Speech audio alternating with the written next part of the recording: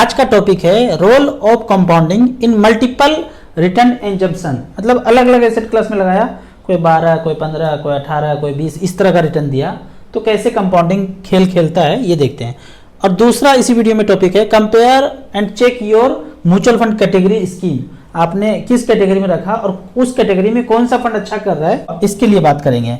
तो यहाँ पे सबसे पहले ये चेक करते हैं कि अलग अलग रिटर्न अगर मिला है तो क्या रिटर्न होगा। यहाँ पे हम सेलेक्ट किए हैं कि 5,000 रुपये पर मंथ किया है, इन्वेस्टमेंट अमाउंट है 5,000 रुपये पर मंथ।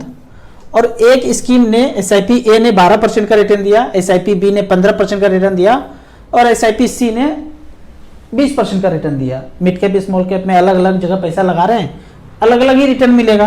तो यहाँ पे देखते हैं जो 12% वाला है और 5,000 रुपये तीनों में जा रहा है।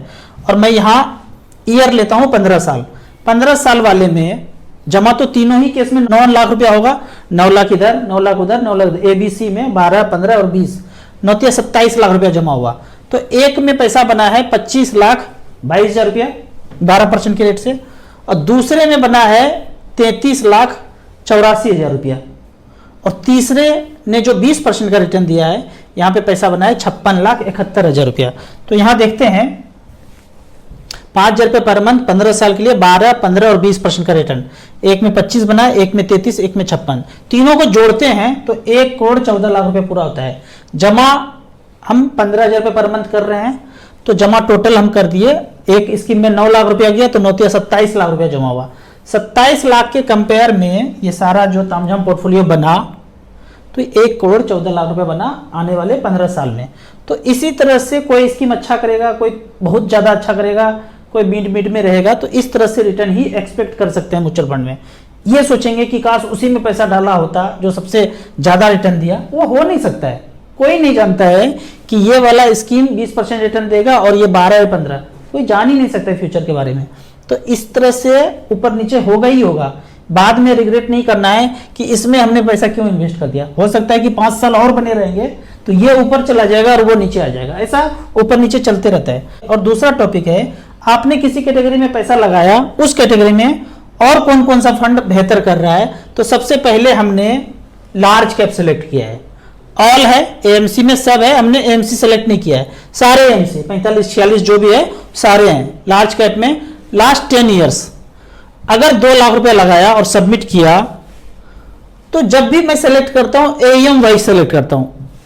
38,000 करोड़ है ICICI ब्लू चिप में पैसा, फिर 38,300 है SBI ब्लू चिप में, 35,000 करोड़ है मेरा एसेट में। अब यहाँ पे इसका रिटर्न देखते हैं कि 2 लाख रुपया अगर 2013 में लगाया था तो उस 2 लाख का वैल्यू है 8,49,000, 8,83,000, 9,70,000 इसने बनाया है मेरा एसेट ने। अगर रिटर्न वाइज देखें तो सबसे ऊपर देखते हैं कि रिटर्न किसका ज्यादा है, 17.27। ये परसेंटेज वाइज देखा तो सबसे आता है ऊपर में Nippon India large cap. Percentage के टर्म में देखेंगे तो निप्पॉन पहले पे है, मेरा एसेट दूसरे पे है, SBI ब्लू चिप तीसरे पे है। यहाँ पे 2 लाख रुपए चेक काट के 10 साल पहले डाला होता तो 2 लाख का वैल्यू है 10 साल में 8,83,000।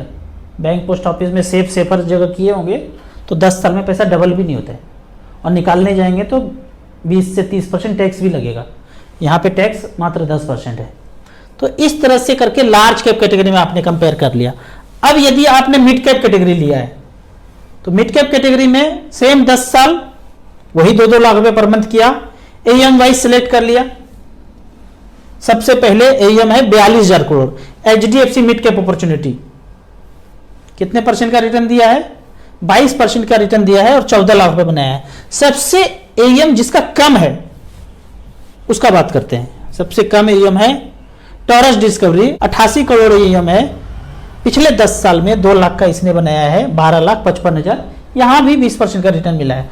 अगर परसेंटेज के रूप में देखें कि सबसे खराब और सबसे अच्छा रिटर्न किसने दिया है, तो 22% के रेट से पहले नंबर पे है कोटक इमर्जिंग, दूसरे नंबर पे है HDFC, तीसरे नंबर में इडेलवाइज, और सबसे लास्ट वाला अगर देखते हैं सबसे खराब मिड कैप कैटेगरी में 17% का रिटर्न दिया है और फंड का नाम है क्वांट मिड कैप, ये नीचे में है। अगर स्मॉल कैप कैटेगरी का कंपेयर करते हैं, फिर से वही AUM वाइज हमने सेलेक्ट किया है, इस चीज को आप एक्सेस करने के लिए जो डाटा मैं दिखा रहा हूं, StarSIP.in में सीधा घुसेंगे, लैपटॉप पे खोलेंगे, मोबाइल को अगर हॉरिजॉन्टल रखेंगे तो यही पेज खुलेगा। स्मॉल कैप बाय डिफॉल्ट में होगा, वन टाइम में आप mid cap, small cap, multi cap, flexi cap, tax टूक्स जो भी सेलेक्ट करना है, यहाँ पे आके आप कैटेगरी में 52 तरह का कैटेगरी है, इसको आप कुछ भी सिलेक्ट कर सकते हैं। तो इस तरह से करके यहाँ पे आप सारा चीज देख सकते हैं। अगर स्मॉल कैप कैटेगरी का बात करते हैं तो अभी स्मॉल कैप धुआंधार एकदम बैटिंग चल रहा है, यहाँ पे चौवा छक्का लग रहा है। सबसे पहला जो AUM जिसका बढ़ गया है 31,000 करोड़, लगभग 32,000 करोड़ होने जा रहा है। HDFC स्मॉल कैप लगभग 19,000 crore, SBI small cap 18,600 crore. तो इस तरह से करके धुआंधार एकदम पैसा इसमें जा रहा है। पता नहीं मेरे वीडियो बनाने के बाद गया या पहले से चल रहा है, मुझे लगता है कि कुछ ना कुछ तो इफेक्ट आया ही होगा कि मैं बोल रहा हूँ कि स्मॉल कैप में झोंकते जाओ झोंकते जाओ। अभी लोग बोल रहे हैं कि एकदम बबल सा हो गया है स्मॉल कैप में। हो सकता है आने वाले साल में थोड़ा कम रिटर्न मिलेगा, 10-20% कम भी हो सकता है, लेकिन बने रहेंगे 10-15 साल इसी में तो नैया पार लग जाएगा। 1 करोड़ रुपया टारगेट रखिए। आप सोचेंगे कि अभी ज़्यादा है कम है, मेरे मित्र हैं बगल में रहते हैं कि बहुत आज से 1.5-2 महीना पहले ही पैसा निकाल के रख लिए कि लाइफ टाइम हाई हो गया है, इतना बढ़ गया, गिरेगा तो लगाएंगे। अब बैंक में FD करके बैठे हैं, कब गिरेगा कब लगाएंगे कौन जानता है। वो मोगेम्बो के अलावा कोई नहीं जानता है।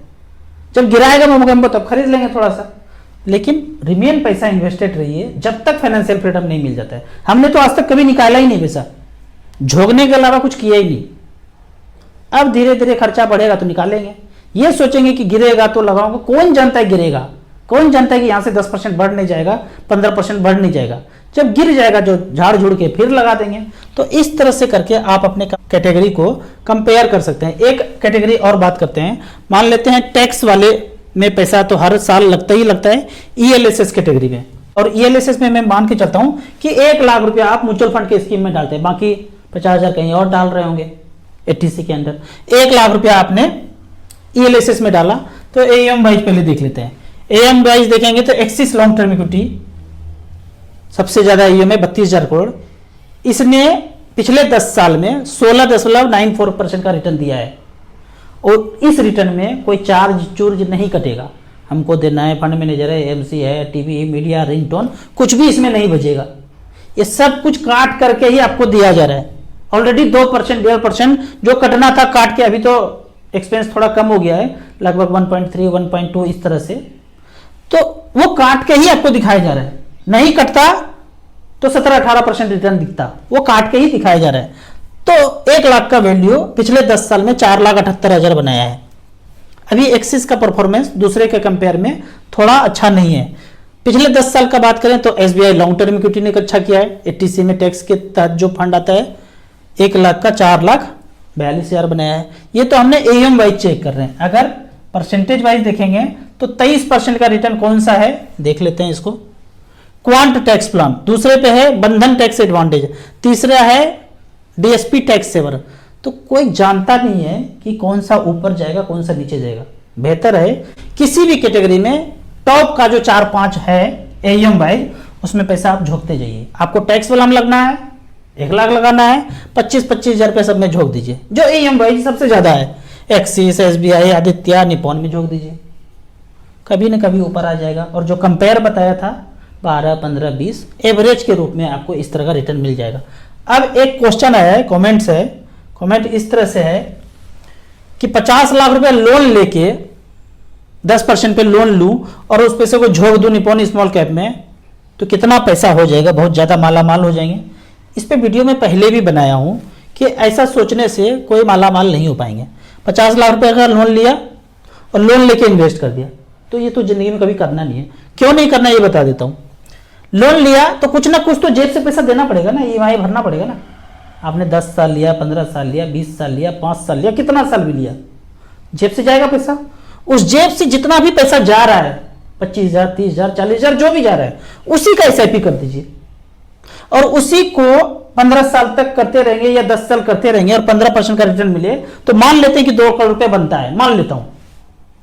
अगर आप लोन लेके सारा पैसा एक बार झोंक देंगे और वो भी 15% का रिटर्न दे तो लगभग उतना ही पैसा बनेगा। 2 करोड़ यहां भी बनेगा, 2 करोड़ वहां भी बनेगा। आप कान ऐसे पकड़िए कि घुमा के पकड़िए, बात बराबर ही होगा।